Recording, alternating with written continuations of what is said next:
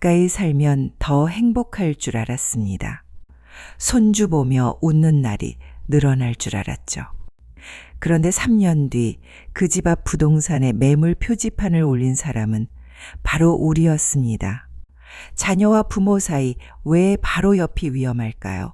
오늘은 자녀와 부모가 서로 더 행복해지기 위해 꼭 지켜야 할 거리두기의 이유 3가지를 사연과 함께 나눠드리겠습니다. 엄마, 우리 아파트 같은 라인에 급매가 하나 나왔대요. 이런 기회 흔치 않거든요. 몇 년만 도와주시면 그때 아내가 일을 그만두고 집에 전념할 수 있을 거예요. 전화를 받은 순간 마음이 흔들렸습니다. 맞벌이로 지쳐 보이던 아들, 3살 난 손주. 이번엔 집까지 알아봤다니 남편도 말했습니다. 가까이 살면 좋지. 손주도 매일 보고 같이 지내면 얼마나 좋아. 결국 우리는 결심했습니다. 며칠 뒤 바로 옆 동네 아파트로 이사를 온 겁니다. 짐을 풀고 창밖을 내다보니 아들네 거실 불빛이 훤히 보였어요. 이제 진짜 가까워졌구나. 그 순간 마음이 따뜻해졌습니다. 이사 후에는 자주 오가며 반찬도 챙겨주고 주말이면 같이 외식도 했습니다. 정말 감사하다는 며느리의 말 한마디에 하루의 피곤함이 싹 사라지는 것 같았고, 손주가 2팔 벌려 할머니 하고 안겨올 때면 세상을 다 얻은 듯 행복했어요. 그 작은 웃음소리에 우리 부부는 이사 오길 정말 잘했다는 생각을 수없이 했습니다. 그때만 해도 이 가까움이 오래도록 우리 가족의 복이 될 줄 알았죠. 그러다 사건이 터졌습니다. 햇살 좋은 오후 손주와 놀이터에서 시간을 보내고 있었죠. 눈을 잠깐 뗀 그 짧은 순간 손자가 그네에서 넘어져 팔에 골절상을 입고 말았습니다. 응급실에서 달려온 아들의 첫 마디는 어머니 대체 뭘 하신 거예요? 였습니다. 며느리도 차갑게 말했습니다. 앞으로 놀이터는 절대 금지예요. 순간 가슴이 철렁 내려앉았습니다. 분명 최선을 다했는데 정말 내가 잘못한 걸까? 그날 이후 마음속에 작은 금이 가기 시작했습니다. 예전 같으면 손주 웃음에 다 잊혀졌을 텐데 이제는 그 웃음조차 마음 깊숙이 들어오지 않았습니다.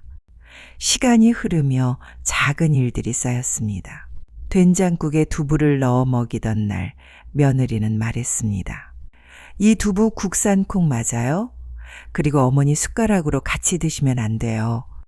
그동안은 늘 웃으며 고맙다고만 하던 며느리가 그날 처음으로 제게 따끔하게 지적을 했습니다.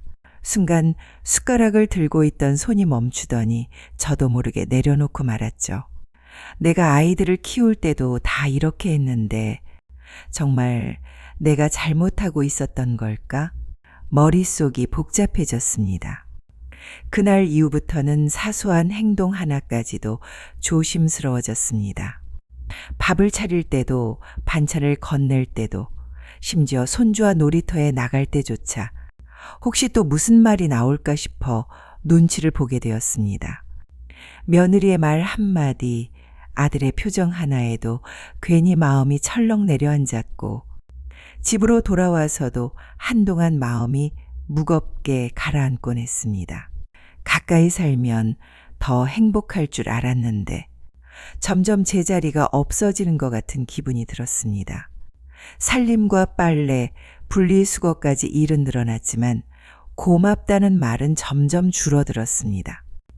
처음엔 잠깐 부탁이라던 것이 점점 당연한 일이 되어가고 있었습니다. 서울에 살던 때 친구들과 만나고 내 시간을 누리던 날들이 떠올랐습니다. 그땐 아침에 눈 뜨면 커피 한잔하며 신문도 보고 친구와 약속 잡아 영화도 보러 가고 가끔 남편과 여행도 다니며 여유로웠습니다. 지금은 물리치료로 하루를 버티며 내 삶은 온데간데 없습니다. 나는 언제 나로 돌아갈 수 있을까? 그러던 어느 날 남편이 조심스럽지만 단호하게 말했습니다. 우리 이제 다시 서울로 올라가자. 처음에는 몇 년만 도와달라 했잖아. 3년이면 충분하다. 이제는 너희도 스스로 방법을 찾아야지. 순간 서운하기보다는 오히려 가슴 한구석이 뻥 뚫리는 것 같았습니다. 그동안 애써 눌러왔던 답답함이 스르르 흩어지는 기분이었죠. 그래, 이제는 나도 나답게 살아야 하지 않을까. 손주만 바라보며 눈치 보던 삶이 아니라 나와 남편, 우리 둘의 삶을 다시 시작해야 할 때가 온 거야. 물론 그 말을 들은 아들과 며느리는 처음엔 서운해했습니다. 벌써 가신다고요? 하는 아들의 목소리엔 아쉬움이 묻어 있었고 며느리 역시 못내 아쉽다는 듯 시선을 돌렸습니다. 하지만 곧 고개를 끄덕이며 말했죠. 맞아요.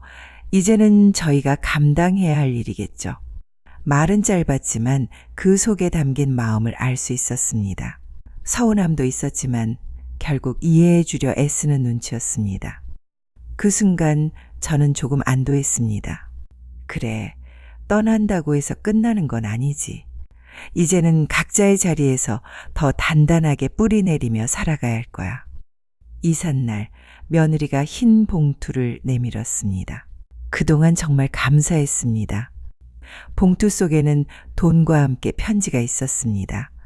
사랑으로 돌봐주신 것 잊지 않겠습니다. 어머님, 아버님, 사랑합니다. 순간 눈물이 앞을 가렸습니다. 고맙다, 며느라. 그제야 깨달았습니다. 며느리도 사실은 고마워하고 있었던 겁니다. 그저 너무 가까이 지내다 보니 서운한 마음이 앞섰던 것뿐이었죠. 이 이야기를 통해 알 수 있습니다. 가까움은 분명 따뜻하지만 때로는 상처로 다가오기도 합니다. 아무리 좋은 의도로 시작했어도 역할과 기대, 경계와 말의 무게, 일과 보상이 분명히 정리되지 않으면 가까운 사이일수록 오히려 더 깊은 아픔을 남기게 되니까요. 가까이 살면 일어날 수 있는 문제점 3가지. 첫째, 경계가 흐려집니다. 집과 시간, 아이를 돌보는 방식이 점점 모호해져요. 처음엔 잠깐 부탁이었는데 어느 순간 당연한 일이 되어버립니다. 그 작은 서운함이 쌓이고 쌓여 결국 큰 갈등으로 번지게 되죠. 둘째, 역할이 뒤섞입니다. 처음엔 고맙다던 부탁이 점점 의무가 되고 고마움은 권리처럼 변해갑니다. 그러다 보면 부모의 노후는 뒤로 밀리고 부담만 더 크게 다가옵니다. 어머니가 계시니까 당연히 해주시겠지. 그 한마디에 마음이 무너져 내리는 건 정말 한순간입니다. 셋째, 자기 삶이 사라집니다. 무릎과 허리는 점점 아프고 친구와 취미는 하나둘 사라집니다. 존엄과 자존감마저 흔들리게 되죠. 가까이 살지만 대화는 줄고 눈치만 늘어납니다. 그렇게 서로의 소중함이 오히려 옅어져 갑니다. 그렇다면 어떻게 해야 할까요? 첫째, 예의가 필요합니다. 가족이라고 해도 모든 게 당연한 건 아니에요. 집에 들어갈 땐 지금 들어가도 될까? 한마디 물어보고 무언가 부탁할 땐 시간 괜찮아? 하고 먼저 묻는 거죠. 말을 할 때에도 듣는 사람이 상처받지 않도록 조심해야 합니다. 부모는 자녀의 방식을 존중하고 자녀는 부모의 수고를 인정할 때 비로소 작은 예의가 큰 평화를 만들어줍니다. 둘째, 약속을 정해야 합니다. 주 몇 회, 몇 시부터 몇 시까지, 어디까지 도울 것인지 처음부터 구체적으로 정해두는 게 좋아요. 하다 보니 힘들다는 말은 이미 늦은 뒤에 나오거든요. 보상도 마찬가지입니다. 애매하게 말하지 말고 서로 부담 없는 선에서 확실히 정해야 합니다. 셋째, 거리를 두어야 합니다. 같은 라인, 같은 층보다는 걸어서 10에서 20분 거리가 가장 좋습니다. 정기적인 만남은 미리 일정으로 정해두고 급한 일은 다른 도움을 활용할 수 있도록 대비하는 게 좋아요. 거리를 둔다는 건 마음을 멀리한다는 뜻이 아닙니다. 오히려 서로의 존엄을 지키고 오래도록 따뜻하게 지내기 위한 지혜이죠. 부모와 자녀 사이의 건강한 거리는 멀리하기 위한 거리가 아니라 서로를 지켜주는 약속입니다. 가까이에서 상처 주기보다 적당히 떨어져 있을 때 오히려 더 애틋해질 수 있죠. 오늘 이야기가 여러분 마음에도 작은 울림으로 남았기를 바랍니다. 혹시 지금 비슷한 상황을 겪고 계신 분이 있다면 오늘 영상이 부모와 자녀 모두에게 하나의 힌트가 되었으면 좋겠습니다. 여러분의 경험과 생각을 댓글로 나눠주세요. 그 짧은 한 문장이 누군가에게는 큰 위로가 되고 내일을 바꿀 용기가 될 수 있습니다. 정인의 라디오는 여러분의 이야기를 힘으로 삼아 앞으로도 더 따뜻하고 좋은 이야기로 찾아오겠습니다. 좋아요와 구독은 큰 응원이 됩니다. 오늘도 건강하고 행복한 하루 되세요.